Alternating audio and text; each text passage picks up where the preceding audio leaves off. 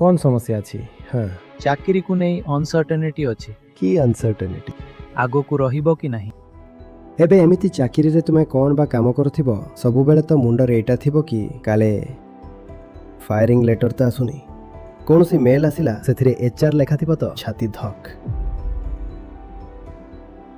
सेही घटना केबे भी न घटू हेले तथापि देख डरिकी तो अछ ना तो याठू खराब कौन हेबो एमिति दबिकी रहिबार अभ्यास करनी एटा भल भाबे बुझ जहा एबे व्हिस्पर परि लागुछि सेटा विस्फोरण पालटि जिवो काहींकि एमिति चाकरी करूछ जेउठी मन नाही जेउठी खाली भाग्यवशत दे कि फसी जाइछ।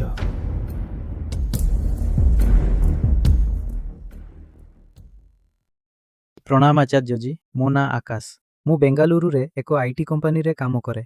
मोर प्रश्न TWA बहिर चैप्टर 90 रु अछि जहार शीर्षक हेउची स्टे अनसर्टेन स्टे अलाइव। तो जीवन रे एमिति अनेक परिस्थिति आसे मोर वर्क प्रोफेशन रे जेउठी सबु किछि प्राय अनसर्टेन थाए आउ ज्ञान भी अधूरा थाए। एमिति स्थिति रे मु निजकु बहुत असहज अनुभव करे किंतु आपण बहिरे कहिसंती कि एमिति स्थिति रे भी आमे सहज रही पारिबा आउ एमिति स्थिति रे भी आमको निजर जिज्ञासा जारी रखिबा उचित कौनसी निष्कर्ष रे न पहुंची। मु कौन कहिछि मोर आदौ मने नाही एबे खाली निज अवस्था विषय रे कुह।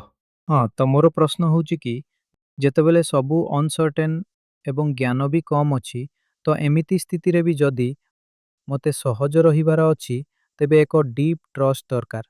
तो मो प्रश्न होची कि से डीप ट्रस्ट एक्जिस्टेंस उपरे अछि कि एते लंबा चौड़ा करनी पूरा तल स्तर को जाई कुह कौन समस्या अछि।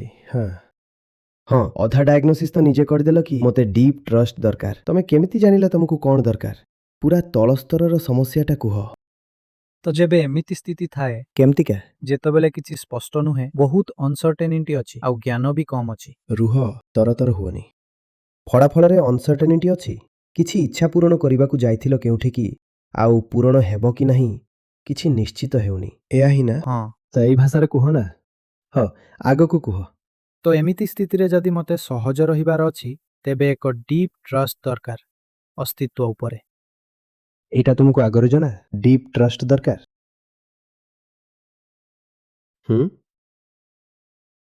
एठी मु केबे काहाकू कहिछि कि आमे एठी ट्रस्ट शिखिबाकू आसिछु ज्ञानर तो प्रश्न ही उठुनी केउ इच्छा पूरण करबाकू जाइथिले आउ सेटा पूरण हेउनी कथा सेटा भी नुहे कथा केवल एतिकी जे मु विश्वास रखिबाकू चाहुछि होप ऑप्टिमिज्म एबे पूरण नहेले भी केबे तो हेई जिवो आउ जदि नहेला भी तेबे काम चढ़ई नेबा मोटा मोटी भाबे तुमे एया ही मते पचारिबाकू आसिछ। जोर से बोलो जय माता। अनसर्टेनिटी क्यों कथार रिजल्ट को नहीं किता हाँ क्यों जिनिसर रिजल्ट अनसर्टेन जेमिति कि चाकरी को नहीं अनसर्टेनिटी अछि काहे की करबाकू चाहुछ जॉब की अनसर्टेनिटी अछि आगो को रहिबो कि नहीं। जदि तुमे सेठारे किछि वैल्यू ऐड करूथिबो तेबे समाने तुमको बाहर करिबेनी आउ चाकरी रु जदि तुमको किछि वैल्यू मिलुथिबो तेबे तुमे छाड़िबोनी। एबे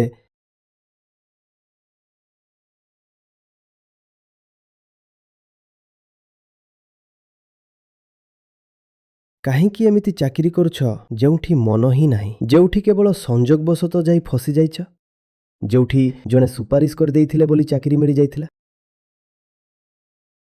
काहींकि करूछ एमिति चाकरी काहींकि एमिति धंदारे फसीछ एमिति चाकरी तो चली जिबा ही भल नुहे कि भल हैला।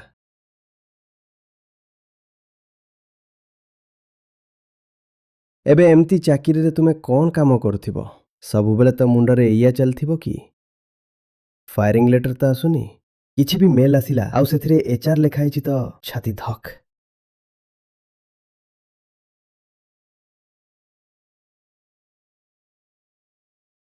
कुह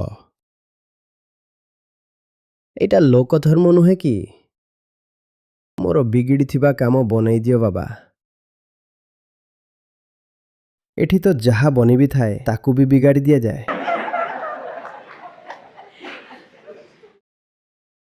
ଭଗବଦ୍ ଗୀତା ନିଷ୍କାମ କର୍ମ ଶିଖେଇ ଚାଲିଛି ଶିଖେଇ ଚାଲିଛି ଶିଖେଇ ଚାଲିଛି। ଆଉ ତୁମେ ପରିଣାମ ପାଇଁ କାନ୍ଦି ଚାଲିଛ କାନ୍ଦି ଚାଲିଛ। ଆଉ ପରିଣାମ ଯେହେତୁ ନିଜ ହାତରେ ନାହିଁ ତେଣୁ ସେଥିରେ ଅନିଶ୍ଚିତତା ଅଛି, ଅନସର୍ଟେନିଟି ଅଛି। ଏବେ ସେଥିପାଇଁ ଅଭିଯୋଗ କରିବାକୁ ଚାହୁଁଛ? ପ୍ରଥମ ପ୍ରଶ୍ନ ତ ଏଇଟା ହେବା ଦରକାର ନା କି ସକାମରେ କାହିଁକି ବୁଡ଼ିକି ଅଛ? ଏମିତି ଜାଗାରେ କାହିଁକି ଅଛ ଯେଉଁଠି ପରିଣାମ ସହିତ ତୁମକୁ ଏତେ ସମ୍ପର୍କ ରଖିବାକୁ ପଡ଼ୁଛି, ଯେଉଁଠି କର୍ମ ସହିତ ତୁମର କୌଣସି ଭଲ ପାଇବା ନାହିଁ, ସେମିତି ଜାଗାରେ ରହୁଛ କାହିଁକି?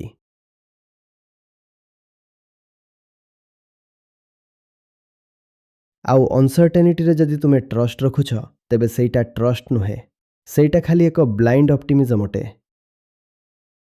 ଅନ୍ଧ ଆଶାବାଦ, ଯାହାକି ବହୁତ ଲୋକ ରଖନ୍ତି। ଯେଉଁଠି ସବୁକିଛି ସତରେ ରାଣ୍ଡମ୍, ସେଠି ତୁମେ ଯାଇ କହୁଛ ନା ନା ମୋର ଭରସା ଅଛି, ମୁଁ ଆଜି ଚାକିରିରୁ ବାହାରିବିନି। ହେଇପାରେ ଆଜି ତୁମେ ଚାକିରିରୁ ବାହାରିବନି, କିନ୍ତୁ ସେ ଭରସାଟା ଫମ୍ପା ଥିଲା। ଅବଶ୍ୟ ବହୁତ ଲୋକ ତାହା ହିଁ କରନ୍ତି। ନା ବେଟା ଚିନ୍ତା କରନି, ତୁ ଫେଲ୍ ହେବୁନି।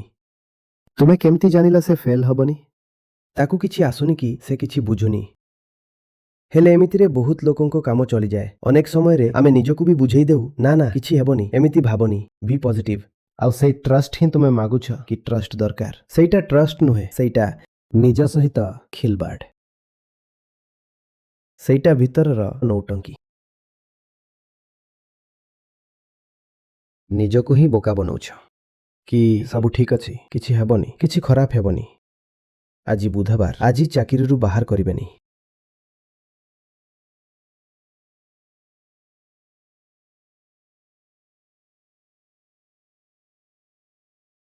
ଜୀବନର ଆଧାର ଠିକ୍ କର।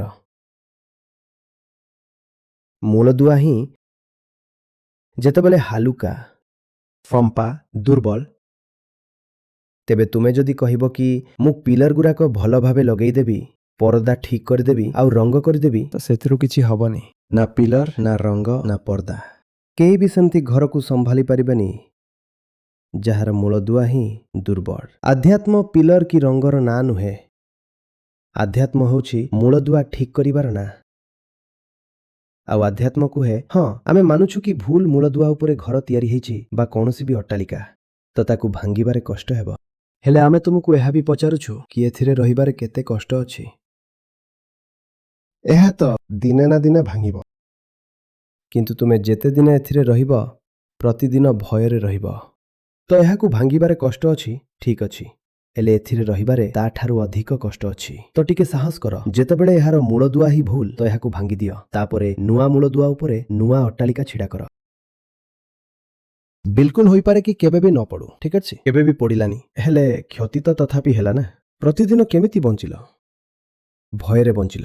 ହେଇପାରେ କି ଆପଣଙ୍କ ଚାକିରି ନ ଯାଉ, ହେଇପାରେ ଯେଉଁ ଅନିଶ୍ଚିତତାକୁ ନେଇ ଡରୁଛ ସେହି ଘଟଣା କେବେ ବି ନ ଘଟୁ, କିନ୍ତୁ ତଥାପି ଦେଖ ଡରିକି ତ ଅଛ ନା, ତ ୟାଠୁ ଅଧିକ ଖରାପ କ'ଣ ହେବ?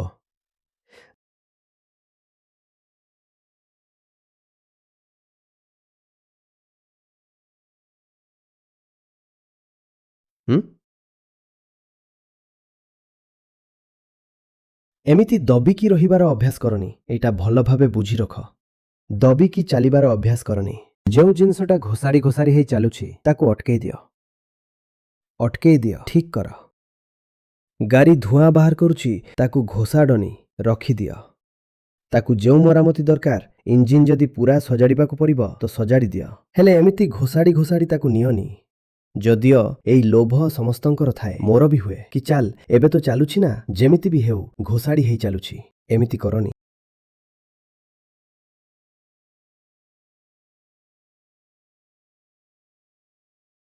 ଯେଉଁଟା ଏବେ ହ୍ୱିସ୍ପର ପରି ଲାଗୁଛି ସେଇଟା ବିସ୍ଫୋରଣ ପାଲଟିଯିବ।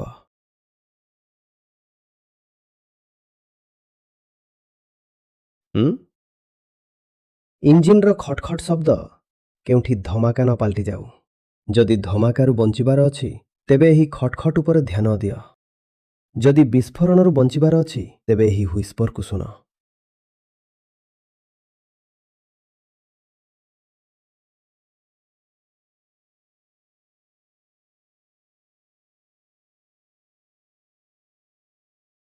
ମୂଳଦୁଆ ଠିକ୍ କର ମୂଳଦୁଆ। জি ଆଚାର୍ଯ୍ୟ জি ଧନ୍ୟବାଦ।